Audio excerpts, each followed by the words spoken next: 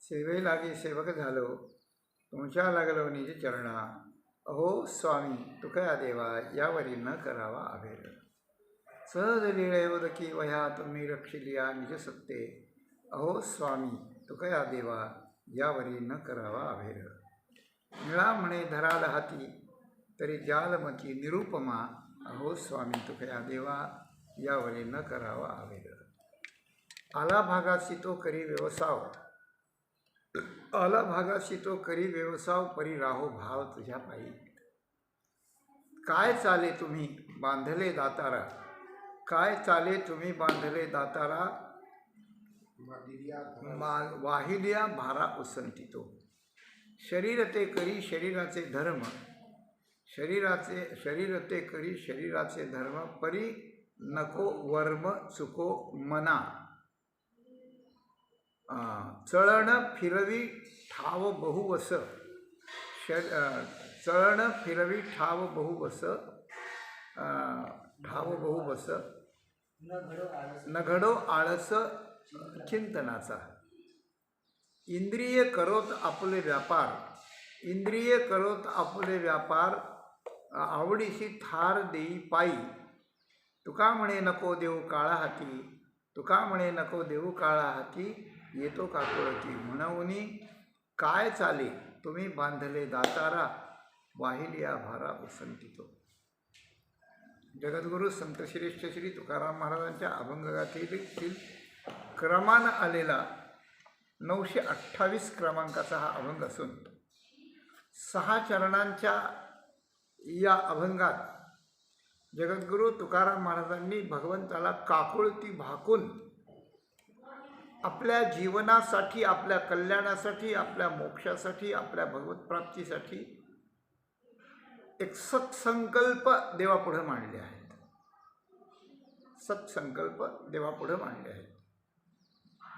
आपण नेहमी प्रसिद्ध म्हणजे सत्यसंकल्पाचा दाता नारायण असं आपण म्हणतो. म्हणजे काय सत्यसंकल्प म्हणजे सत्याच्या प्राप्तीसाठी होणारे संकल्प. सत्यसंकल्प म्हणजे टिकणारी अवस्था प्राप्त होण्यासाठी केलेले संकल्प. हे संकल्प याचा दाता नारायण असतो. म्हणजे काय तर आपण वैध मार्गानं योग्य मार्गानं चाललो, आपण धर्म मार्गानं चाललो, आपण परमार्थ मार्गानं चाललो तर परमात्मा आपल्या अंतःकरणात चांगल्या प्रकारचे संकल्प उत्पन्न करतो, हा एक. आणि परमार्थ मार्गाने चालताना चांगले संकल्प जर निर्माण झाले आणि ते जर नारायणापुढे ठेवले गेले तर नारायण सत्य संकल्प सिद्ध करतो. दाता शब्दाचा अर्थ प्रेरणा करणारा आणि दाता शब्दाचा अर्थ सिद्ध करणारा. कारण आपल्याला संकल्प आपण करतो पण ते सिद्ध व्हावेत इतकी ताकद आपल्याकडे नसते, अधिकार नसतो. पण भगवान कसा आहे? सिद्धार्थ सिद्ध संकल्प सिद्धिदच सिद्धी साधना, विष्णू सहस्रनाम. तो सिद्ध आहे, सिद्ध अर्थ आहे, सिद्ध संकल्प आहे, सिद्धिद आहे, सिद्धी देणारा अशा प्रकारचा आहे, सिद्धिदायक आहे, सगळंच त्याच्याकडे आहे. म्हणून ही सृष्टी चालते ती त्याच्या संकल्पानं चालते. आणि या सृष्टीत आपल्या उद्धारासाठी, लोकांच्या कल्याणासाठी, भगवंताच्या समाधानासाठी, शास्त्राच्या पूर्तीसाठी, अनेक कारणासाठी जर आपण चांगले संकल्प करून ते सिद्ध संकल्प असलेल्या भगवंताच्या संकल्पात जर मिसळवीत असू, म्हणजे त्याला जर प्रयत्नानं त्याला जे ते समर्पण करीत असू तर त्याचंही समाधान अशा प्रकारचं असतं. म्हणून तुका म्हणे मने हेची संकल्प वाहणे, परवा आपण बोलून गेलो. तर हा संकल्प, संकल्प दोन प्रकारचे असतात. कसले दोन प्रकारचे? तर एक आपल्या स्वार्थासाठी काही संकल्प असतो की मला अमुक मिळालं पाहिजे, मुलगा झाला पाहिजे, पत्नी मिळाली पाहिजे, पैसा मिळाला पाहिजे, पद मिळालं पाहिजे, लोक मिळाला पाहिजे, काय असेल ते आपल्याला अमुक मिळालं पाहिजे, असा एक संकल्प असतो. तो संकल्प नारायण पूर्ण करील का नाही सांगता येणार नाही. त्याचं कारण की व्यावहारिक किंवा जागतिक व्यावहारिक स्वार्थासाठी केलेला संकल्प प्राप्त होण्याला आपल्याजवळ भांडवल आहे की नाही हा प्रश्न आहे. भांडवल असलं तर तो संकल्प सिद्ध होतो. आपण काही पुत्रकामेष्टी यज्ञच केला नाही आणि मला पुत्र दे म्हटलं किंवा 7 जन्म पुत्र आपल्या नशिबात नसला आणि आपण पुत्र नसलं म्हटलं, खूप प्रारब्ध असलं, 7 जन्मावधी तव पुत्र नैवच नैवच, त्या भिक्षूनी, त्या संन्याशानी त्या याला आत्मदेवाला असं सांगितलं होतं. तर याला प्रतिबंध आहे, सकाम संकल्पाला प्रतिबंध आहे. प्रारब्धाचा जबरदस्त प्रतिबंध आहे, साधनेचा प्रतिबंध आहे, साधनात बिनचूक पूर्ण होण्याचा प्रतिबंध आहे, विश्वासाचा प्रतिबंध आहे, सगळ्यात प्रतिबंध आहे. पण एक संकल्पाची वस्तू अशी आहे की तो संकल्प देवाला भावणारा असतो. तो व्यावहारिक वस्तू करता नसतो. तो त्याच्याकडे जीवानं परमेश्वराकडे जाणाऱ्या मार्गातला असतो. ज्ञानाबद्दलचा, कर्माबद्दलचा, भक्तीबद्दलचा असा असतो की तो शास्त्राला सांगताना देवाला मान्य आहे, असा संकल्प असतो. आणि या संकल्पातही काही भाग आपल्याला मान्य करावा लागतो, ज्याला ॲडजस्टमेंट किंवा ज्याला तडजोड असं म्हणतात, तसं आहे. म्हणजे संकल्प असावा तो सत्संकल्प असावा एक, तो सकाम नसून उद्धाराच्या मार्गातला असावा 2, तो भगवंताला सांगून भगवंताला विनंती करून केलेला असावा 3, आणि तो संकल्प करताना आपल्याला काही सहन करायची वेळ आली, ती सहन करायची तयारी असली पाहिजे 4. या 4 लक्षणात बसणारा संकल्प जर तुम्ही रोज देवाकडे करू लागले तर तुमचा संकल्प देव पुरा केल्याशिवाय राहणार नाही. मनाचे संकल्प पावविल सिद्धी, जरी राहे बुद्धी त्याची पायी, तुकाराम महाराज. त्याची पायी बुद्धी राहील म्हणजे त्याला सांगून विनंती करून ते ठेवलं जाईल, त्याच्यावर विश्वास ठेवून ठेवलं जाईल, त्याला सांगून ठेवलं जाईल, विश्वास ठेवून ठेवलं जाईल. आणि आपल्या बुद्धीचं किंवा आपल्या निर्णयाचं सगळं आपण देवावर सोडून देऊ असे बुद्धी जर त्याची पायी राहील तर मनाचे संकल्प जे येतील ते परमात्मा तुमची सिद्धी पावविल असं त्या ठिकाणी म्हटलं आहे. म्हणून कोणतंही कार्य जर संकल्पावाचून होत नाही तर भगवंताच्या भक्तीच्या मार्गामध्ये आपल्या उद्धाराची निश्चिती प्राप्त होण्याकरता आणि निश्चिंती प्राप्त होण्याकरता, आपल्या उद्धाराची निश्चिती म्हणजे निश्चितता प्राप्त होण्याकरता आणि आपल्या उद्धाराचा विश्वास ठेवल्यामुळे आपल्याला निश्चिंत अवस्था प्राप्त होण्याकरता सत्संकल्प कसे करावेत, ते देवाला विनवून कसे करावेत, याचा उत्कृष्ट आदर्श म्हणजे हा अभंग आहे. 6 चरणाचा अभंग आहे.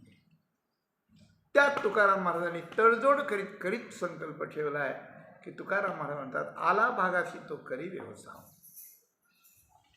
मी काम चुकारपणा करत नाही देवा, मी तुम्हाला संकल्प करून काहीतरी मागणार आहे आणि आलेलं काम हे गळ्यात आलेलं प्रपंचाचं जे घोंगडं आहे ते मला टाकून द्यायचं आहे असं नाही.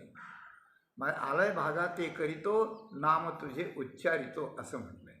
हां, जे माझ्या भागाला आलं आहे. भाग म्हणजे काय इथे?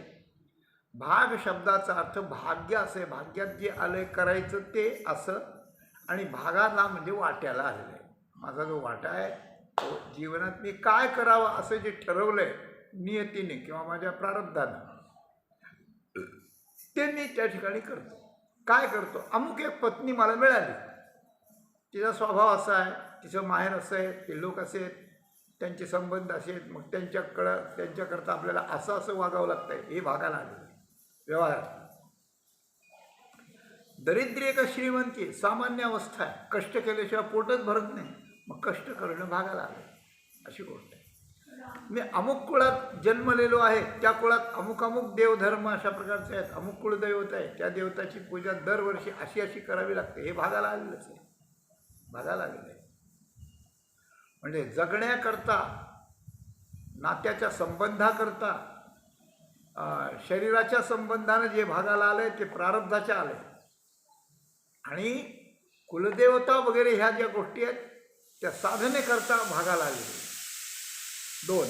आणि तिसरी गोष्ट भागाला आलेली आहे की मनुष्य देह म्हटला की भगवंताला आळवलं पाहिजे, भक्ती केली पाहिजे, त्याचं नामस्मरण केलं पाहिजे. असं सगळं भागाला आलंय. तो व्यवसाय मी सगळा करतो आहे. याचा काय अर्थ आहे? याचा अर्थ ही ॲडजस्टमेंट आहे, तडजोड आहे की मी माझ्या भागात दुःख आलं आहे आणि ते दुःख नाहीसं कर आणि माझ्या भागाला आता सुख दे. मला बसल्या बसल्याच घरी खाता येईल असं दे, काम नाही करावं लागणार असं दे. माझी पत्नी मी सांगितलेलं ऐकल, ती उलटी कधी बोलणारच नाही असं दे. असं मी तुला मागत नाही देवा. आला भागाशी तो करीतो व्यवसाय या बोलण्यातला ध्वनितार्थ स्पष्ट असा आहे. तो मला ध्वनितार्थ मग स्पष्ट कसा?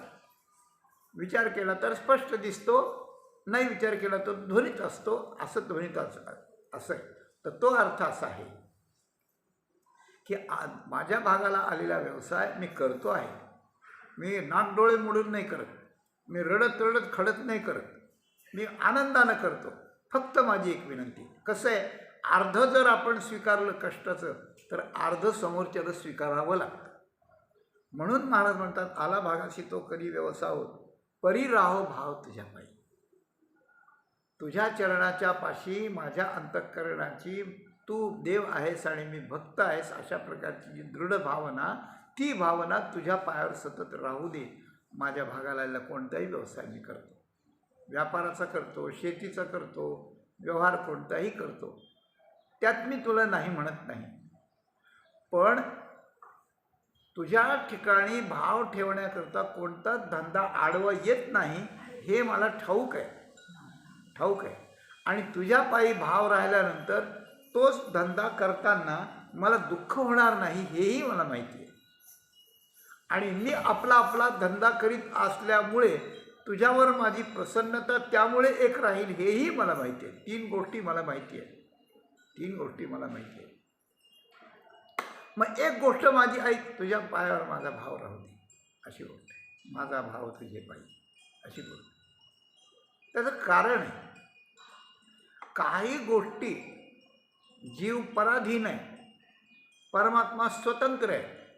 पण स्वतंत्र परमात्मा, ऐका कृपा करून मी, स्वतंत्र असलेला परमात्मा पराधीन असलेल्या जीवाकडून जे कर्म किंवा जे भोग भोगवितो ते त्याच्या कर्मानुसार भोगवितो, ते स्वतःच्या मतानुसार नाही भोगवित. परमात्मा स्वतःच्या मतानुसार जीवाला पराधीनत्व आणि दुःख सुख काही भोगवित नाही, ते त्याच्या कर्मानुसार हे करतो. त्याचं कारण त्याच्या कर्मात आधी त्याला त्यांनी बांधून टाकलेलं आहे. एखादा नोकर एखाद्याची इथं राहिला आणि राहिल्यानंतर दोघांनी एकमेकाचा करार केला, एक वर्षभर मी तुमच्या कामाकडून जाणार नाही, कागदपत्र लिहून घेतलं. मग एकाला जरी सोडा वाटलं तरी सोडता येत नाही, कारण ते कागदपत्रात बांधलेलं असतं. त्याप्रमाणे तुकाराम महाराज म्हणतात की मी हे ॲडजस्टमेंट जे कबूल करतो त्याचं कारण हे आहे, काय काय चाले तुम्ही बांधले दाताला. आमचं काय चालतं देवा तुमच्या पुढं, तुम्ही आम्हाला बांधलेलं आहे. काय चाले तुम्ही बांधले जाताल, तुम्ही बांधले गेलात नाही, तुम्ही आम्हाला बांधून टाकले कर्माच्या बंधनात. तू कर्म केलं ना, मग केले कर्म त्याची भोगा आले, उपजले मेले ऐसे केले. जे कर्म केलं ते त्या ठिकाणी भोगलंच पाहिजे अशी गोष्ट आहे. भोगादेव क्षया असं म्हटलं, कर्माचा क्षय भोगानेच होतो अशी गोष्ट आहे. म्हणून हा ज्ञानेश्वरीत वर्णन आहे 3ऱ्या अध्यायात, काय हा लोक करणे बांधला तो नित्ययज्ञाते चुकला म्हणून असं म्हणून. तेव्हा हा मृत्यूलोक आहे, म्हणजे मृत्यूलोकातला जो मनुष्य आहे तो कर्माने बांधलेला अशा प्रकारचा आहे. कारण तो ज्या वेळेला नित्ययज्ञ म्हणजे जे कर्म योग्य करायला पाहिजे होतं ते नाही केलं त्याने, आणि तो दुसरंच करीत बसला, म्हणून त्या कर्माचं बंधन त्याला झालेलं आहे, आणि म्हणून तो या ठिकाणी हे दुःख भोगतो आहे अशी गोष्ट आहे. हा लोक कर्मे बांधला जो परतंत्राभूत झाला तो नित्य यज्ञाते चुकला म्हणून. हा लोक म्हणजे मृत्यूलोक, लोक म्हणजे लोक्यते लोक, हा विचार करणारा लोक, विचार करणाऱ्याने हा विचार करावा की या लोकात जन्मलेले जे जीव किंवा मनुष्य आहेत ते कर्माने बांधलेत, कारण ते परतंत्राभूत झालेत, म्हणजे ते परतंत्र बनलेत. त्यांच्याकडं आत्ता स्वाधीनता राहिली नाही. का राहिली नाही? की ज्या वेळेला नित्ययज्ञ करायचा होता तो त्यानं केला नाही आणि दुसरंच काहीतरी केलं, म्हणून ते बांधले गेले. आता त्यानं त्याच्यातून सुटण्याकरता हे सगळं त्यानं सोसावं लागलं अशी गोष्ट आहे. म्हणून जीवाचं काही चालत नाही, जीवाचं काहीही चालत नाही. आणि ज्यावेळेस चालत असतं त्यावेळेला जीव अहंकारात जातो, घमेंडीत जातो, भोगासक्तीत जातो, छाती काढून अहंकारानं वागतो की मला कोण काय करतंय, मी असा मी तसा. ती वेळ असते योग्य कर्म करायची, तर त्यावेळेला तो अहंकारानं जातो आणि त्याचा परिणाम म्हणून त्याला परिस्थिती, त्याला भोवतालची माणसं, शारीरिक अवस्था या सगळ्या त्याला पराधीन बनवतात. मग मात्र त्याचं काही चालत नाही अशी गोष्ट. मोठा हत्ती आहे पण आकळून एकदा माहुतानं अंकुशाने हे केल्यानंतर मग हत्तीचं काही चालत नाही अशी गोष्ट. वाघ आहे मोठा पण पिंजऱ्यात घातल्यावर चालत नाही, त्याचं काही चालत नाही. त्याप्रमाणे काय चाले तुम्ही बांधले जाता, तुम्ही आम्हाला कर्मातून बांधलं आहे, आमचं काही चालत नाही. आता वाहील या भारा उसंतितो. मी जो जीवनाचा भार, कर्माचा भार, शरीराचा भार, अहंकाराचा भार जो आहे तो उसंतितो, म्हणजे तो भार सोडून निवांत होण्याकरता मी त्या ठिकाणी हा भार घेऊन चाललेलो आहे. हा संसाराचा भार जेव्हा तुमच्या कृपेने मिटेल तेव्हाच मला उसंत मिळेल, नाही तर मला उसंत मिळणार नाही, मिळणार नाही. म्हणून मी आलेला व्यवसाय करतो, तर त्याच्याकरता माझा भाव तुमच्यावर राहू द्या. आणि असं म्हणून ज्यामुळे मनुष्याला दुःख होतं, शरीरामुळे होतं, इंद्रियामुळे होतं आणि स्वभावामुळे होतं. शरीरामुळे दुःख, शरीर लागले, शरीराला अजीर्ण झालं तर जीवाला दुःख होतं. शरीराला भूक लागली, अन्न नाही मिळालं, दुःख होतं. शरीराला म्हातारपण आलं, रोग आला, दुःख होतं शरीराच्या संबंधाने. तसंच इंद्रियांच्या संबंधाने सगळ्याचा खुलासा करण्याची आवश्यकता नाही. आणि त्याचबरोबर पुष्कळ दुःख माणसाला आपल्या स्वभावानं होतं, प्रारब्धात नसताना होतं, शरीराची स्थिती चांगली असताना होतं.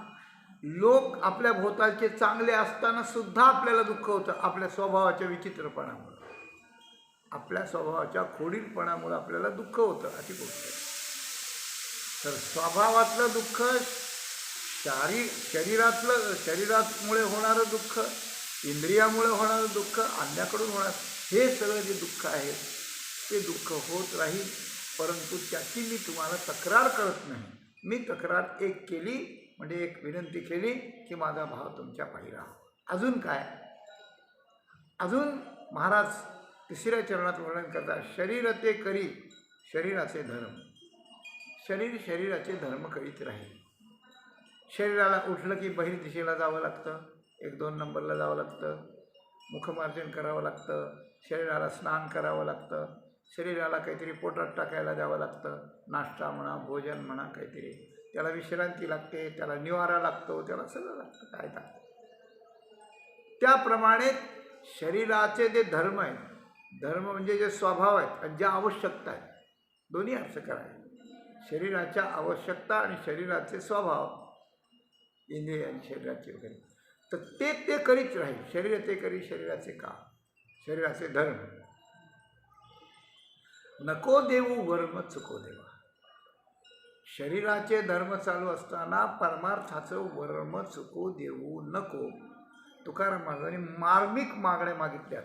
आणि मनुष्यानं एकांतात असल्यानंतर, प्रवचन ऐकून गेल्यानंतर, तुकाराम महाराजांचे अभंग वाचल्यानंतर, काही संतांशी सज्जनांशी काही चर्चा झाल्यानंतर, किंवा आपल्या मनातलं चिंतन चालल्यानंतर जे जे संकल्प होतात ते संकल्प असे देवाला संकल्पित समर्पित करावेत, असा भाग आहे. तर एक मागितलं तुझ्या पायी भाव राहू दे, आणि दुसरं राहिलं वर्म चुको देऊ नको. आपला देवापायी भाव राहिला आणि आपण आपलं कर्म जरी करीत गेलो आणि त्या कर्माचं जर वर्म चुकलं तर केलेलं कर्म वाया जातं, आणि चांगल्यासाठी केलेलं कर्मच आपल्याला वाईट फळ देतं. अंडरलाईन करण्याजोगा मुद्दा आहे बरं, अतिशय गांभीर्यानं विचार करण्याचा मुद्दा आहे. वर्माची गोष्ट जी असते, वर्म ते एक आहे दृढ धरावा भाव, जाणीव नागवण लागू नेदी तो ठाव. अंतःकरणाला भाव राहणं हे वर्म आहे, आणि ते भाव राहत असताना मी फार मोठा भक्त आहे, माझं देवाने अमुक केलं आहे, अशा प्रकारच्या, आणि मी असं अमुक केलं म्हणून देवाने अमुक केलं, असा जाणीवाचा भार आला की वर्म चुकलं. वर्म चुकलं मग त्या भावनेचा उपयोग होत नाही तितका. जितकी जाणीव आणि जितका अहंकार जास्त येईल तितके ते तो उपयोग होत नाही. म्हणून वर्म चुकू देऊ नको ही दुसरी मागणी मागतात. शरीराचे धर्म करू दे, कारण ते शरीरच आहे, त्याला प्रारब्ध लागलंच आहे. शरीर किती चांगलं झालं तरी अन्न खाल्ल्यानंतर ते अन्न पाणी खराब करण्याचा स्वभावच आहे त्याचा, त्याला काय करणार, ते त्याचे कर्म त्याचे धर्म करीत राहणार. पण हे करताना मला तुझ्या भक्तीचं वर्म, तुझ्या प्रसन्नतेसाठी केलेल्या कराव्या लागणाऱ्या साधनेचं वर्म मला त्या ठिकाणी चुकू देऊ नकोस. ही जर जबाबदारी आपण देवावर दिली आणि देवानं जर ती घेतली, विश्वासानं आपण दिली आणि भगवंतानं जर घेतली, तर आपण साधनेत निश्चिंत राहतो, भरोसेबाज राहतो, विश्वासानं राहतो, अशी गोष्ट. देवा माझा प्रारब्ध, माझ्या शरीराचा स्वभाव मला फिरवीत राहील सतत. नेदी राहो स्थिर असं म्हटलंय, तर माझ्या एका ठिकाणावर राहून शकणार नाही. चळण ते फिरवी ठाव बहुबस. माझ्या शरीराचं जे चळण आहे, प्रारब्धानं म्हणा, व्यवसायानं म्हणा, माझ्या स्वभावानं म्हणा, मला फिरणं होत आहे, या गावाला त्या गावाला, इथे ह्या घरी त्या घरी, एका जागेवर बसणं होत नाही. तर चळण ते फिरवी ठाव बहुबस. खूप ठिकाणी ते फिरवीत आलेलं आहे. पण एक न घडव आळस चिंतनाचा आळस घडू देऊ नको. कारण शरीराला शरीराचा स्वभाव चळण जर फिरवायला लागलं तर शरीर थकतं, मन थकतं. प्रवासानं आल्यावर जरी गाडीत प्रवास केला तरी धडधड केल्यानं सगळं शरीर हालतं. मग गेल्याबरोबर आव कुठं राहतो काम करायला? आव नाही राहत. विचार करायला मनालाही त्रास व्हायला लागतो. शरीरही थकतं अशी गोष्ट आहे. म्हणून शरीराचा हे चळण अनेक ठिकाणी फिरवी. त्यामुळे शरीर मन बुद्धी थकेल. त्या थकण्यामुळे शरीराचं काम कमी पडलं तर पडू दे, पण चिंतनाचा आळस घडू देऊ नको. चिंतनाची लिंक सतत चालू दे. चिंतनाची तुझ्या पायी भाव राहू दे, वर्म चुकू देऊ नको आणि चिंतनाची लिंक सारखी राहू दे असं महाराज म्हणाले. चौथी गोष्ट 5व्या चरणात महाराज सांगतात, इंद्रिय करोत आपले व्यापार. इंद्रिय आपले व्यापार करू देत. काय? डोळे पाहण्याचं काम करतात.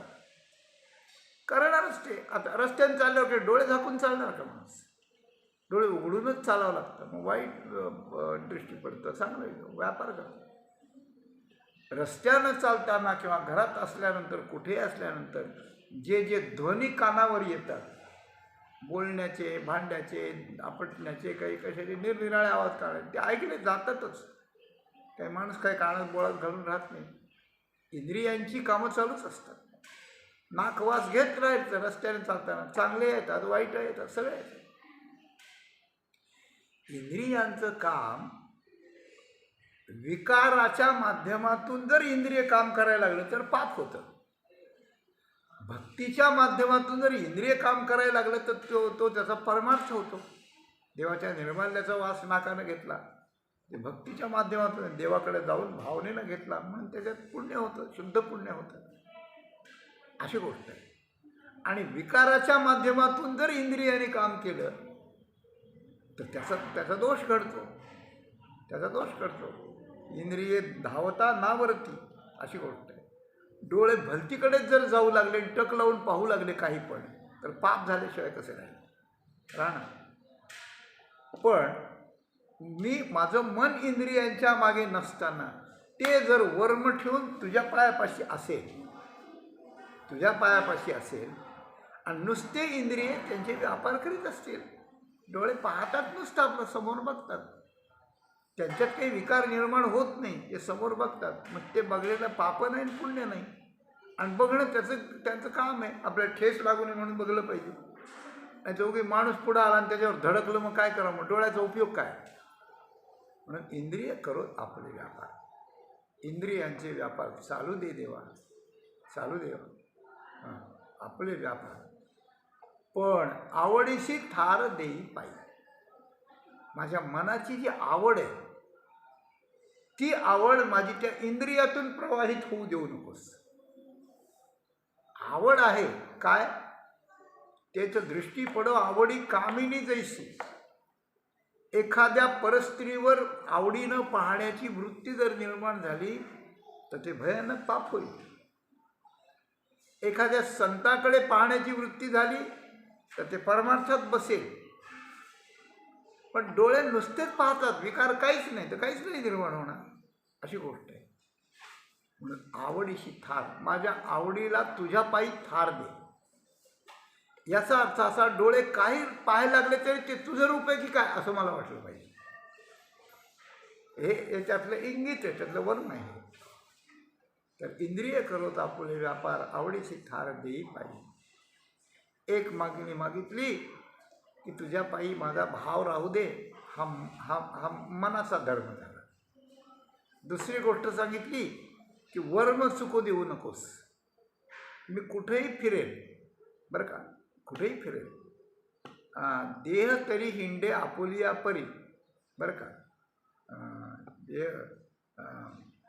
पण अशी ज्ञानेश्वरीत ओळी आहे, ज्ञानेश्वरीत वर्णन आहे की आपुलिया तरी बाहेरलीकडे, देह तरी बाहेरलीकडे, आपुलिया परिहिंडे परी बैसका न मोडे मानसीची.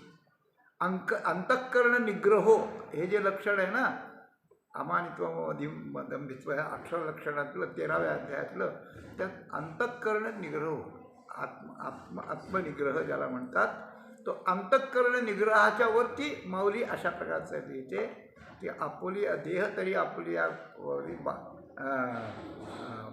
बाहेर हिंडे परी बैसका न मोडे मानसी. आणि त्याला तिथे माऊलीने दृष्टांत दिला आहे असा, बरं का, दृष्टांत दिला की जसा लोभी मनुष्य असतो तो सगळीकडे हिंडतो, पण त्याचं चित्त सारखं त्या ठेव्यावर ठेवलं असतं. पुरून ठेवलेला जो ठेवा आहे त्याच्यावर असतं लोभी माणसाचं चित्त. तो हिंडत असतो पण मन तिथं असतं. गाय चरत असते डोंगराच्या ठिकाणी, पण तिचं चित्त वासराने घरी बांधलेलं असतं. त्याप्रमाणे मी कुठेही हिंडत राहील, माझ्या प्रारब्धानुसार, स्वभावानुसार, लोकांच्यानुसार मी हिंडत फिरत अशा प्रकारचं राहील, पण माझ्या मनाचा एक धागा, माझ्या मनाचं एक दाव तुझ्या पायाला बांधलेलं राहू दे. हां, भरतीय ठाई, हां, तुझ्या पायी ठेवी देवा. तेव्हा अशा प्रकारानं इंद्रिय करवता आपले व्यापार आवडीशी थार देई पायी. तर एक मागणी तुझ्या पायी माझा भाव राहू दे, दुसरी मागणी माझं वर्म चुकू देऊ नकोस, तिसरी मागणी काय तर आळस, चिंतनाचा आळस येऊ देऊ नकोस, आणि चौथी मागणी आवडीशी भार देई पाहिजे.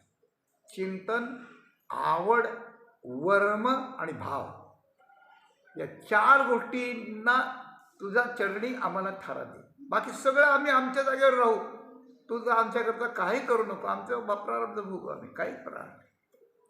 ह्या 4 मागण्या तुकाराम महाराजांनी कशा करता केल्या आणि ह्या 4 ॲडजस्टमेंट्स कशा करता केल्या की शरीर काम करीत राहील, मी फिरत राहीन, तुझा आलेला भागाचं काम करीत राहील, आमचं काय चालतं तुझ्या पुढे. म्हणजे या 4 गोष्टी कबूल केल्या आणि 4 गोष्टी मागितल्या. हां, वर्म मागितलं, भाव मागितलं, चिंतन मागितलं आणि आवडी मागितली. ह्या 4 मागितल्या. ह्या कशा करता मागितल्या, या कशा करता मागितल्या त्याचं वर्णन शेवटच्या चरणात आहे. तुका म्हणे नको देऊ काळा हाती, येतो काकुळती म्हणू. मला तू काळाच्या हातात देऊ नको देवा, काळाच्या हातात देऊ नको.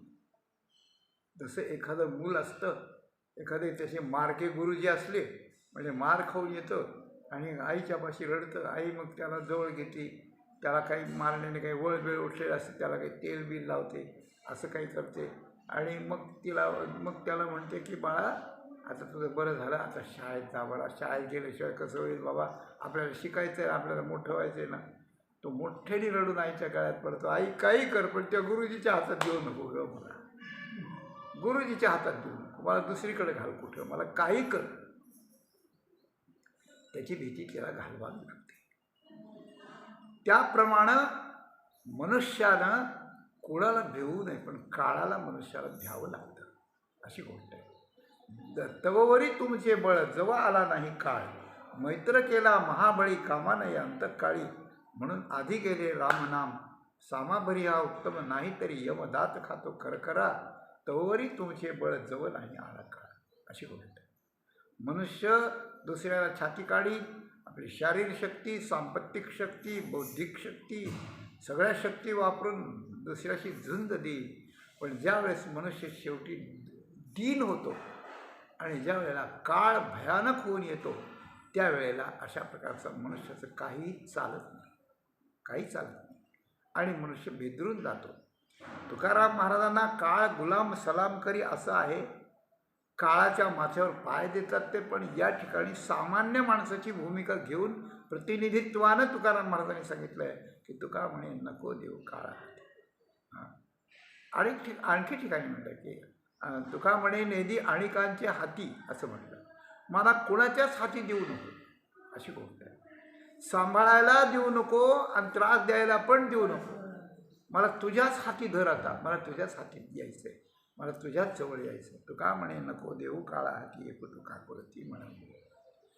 कालच्या अभंगात काय आहे, काय गेलं होतं, शेवटी तुटती बंधने तुका म्हणे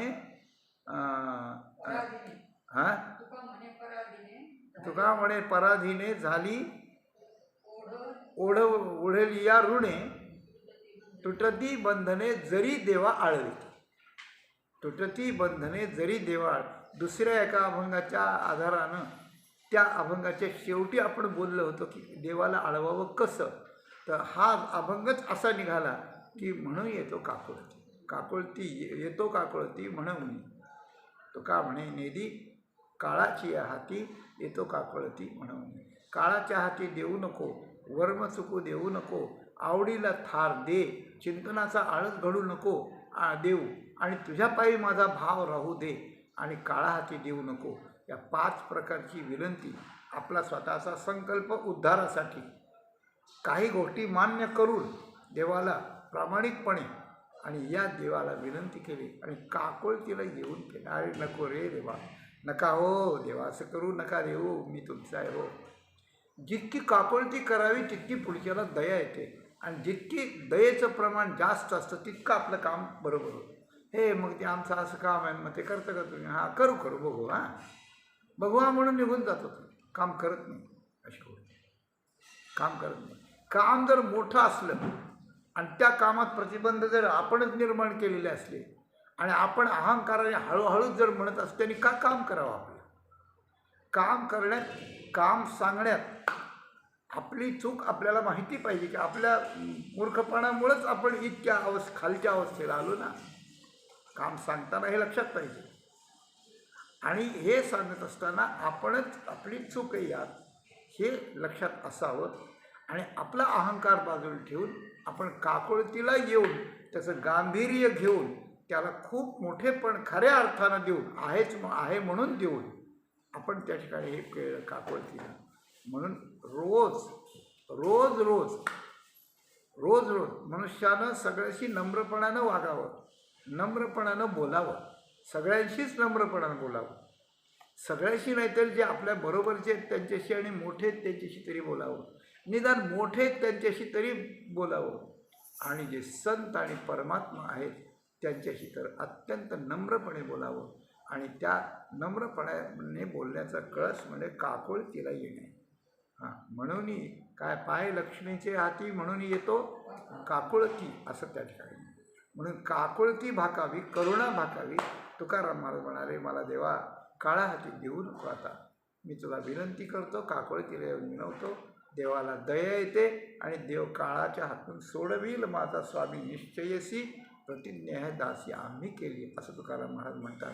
म्हणून काळाच्या हातून सुटायचं असेल, चिरंतन अवस्थेला प्राप्त व्हायचं असेल, मनुष्यदेहाचं सार्थक व्हायचं असेल तर देवाला काकुळती भागावी.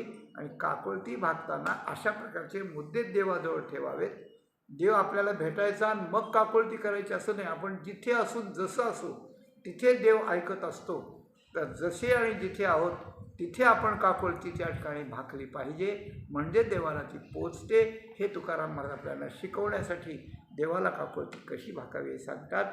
याचा आदर्श घ्यावा आणि देवाला काकुळतीला येऊन यावे तया काकुळती जे दावीची सुपंथ, अशा संतांजवळ यावं आणि देवाजवळही अशा प्रकारचं यावं आणि देवाची करुणा कृपा प्राप्त करून घेऊन आपली जीवनयात्रा सफल करावी.